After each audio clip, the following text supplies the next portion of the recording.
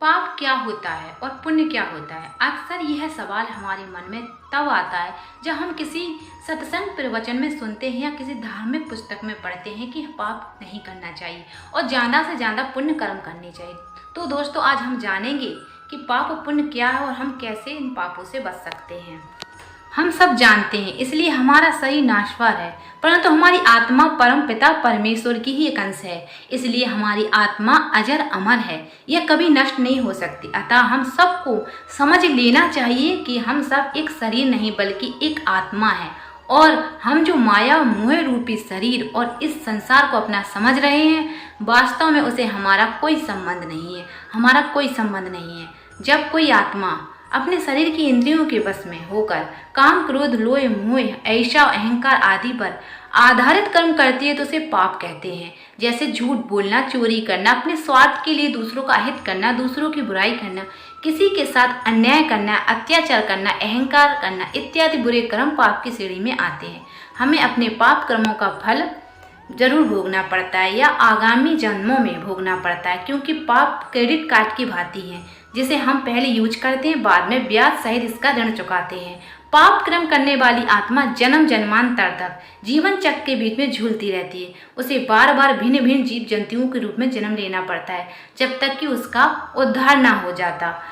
जो आत्मा धर्म, नीति, सच्चाई, अच्छाई, दया, प्रेम और इंसानियत पर आधारित कर्म करती है उसे पुण्य कर्म कहते हैं। पुण्य कर्म ईश्वर को बड़े प्यारे होते हैं, इसलिए वे पुण्य कर्म करने वाली आत्मा को उपहार स्वरूप सुख, शांति, आनंद और मृत्यु उपरांत स्वर्ग आदि प्रदान करते हैं। इसलिए हमें ज़्यादा से ज़्यादा पुण्य कर्म करने की कोशिश करना चाहिए ताकि हमारे जीवन में सुख, शांति, समृद्धि और आनंद आ सके। पर याद रहे, पाप की शैतानी शक्तियां हमारी इंद्रियों को बहलाकर हमसे पाप करवाने का प्रयत्न करती हैं। इसलिए हमें हमेशा सतर्क और जागरूक रहकर अपना कर्तव्य पालन करना चाहिए ताकि हम पाप कर्म से बच सकें और अपने मनुष्य जीवन का उद्धार कर सकें।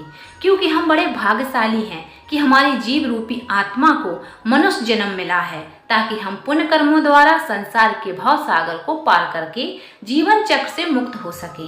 क्योंकि यही एक तरीका है जिसके बल पर हम इस जन्म मरण रूपी बंधन से मुक्त होकर परमात्मा को प्राप्त कर सकते हैं।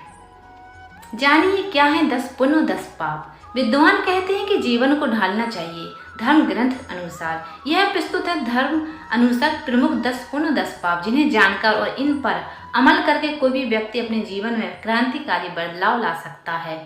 जैसे हर परिस्थिति में धैर्य बनाए रखना, क्षमा, बदला न लेना, क्रोध का कारण होने पर भी क्रोध न करना, दम उद्दंड न होना, अस्तेय, दूसरों की वस्तु हत्याने का विचार न करना, सोच, आहार की शुद्धता, शरीर की शुद्धता,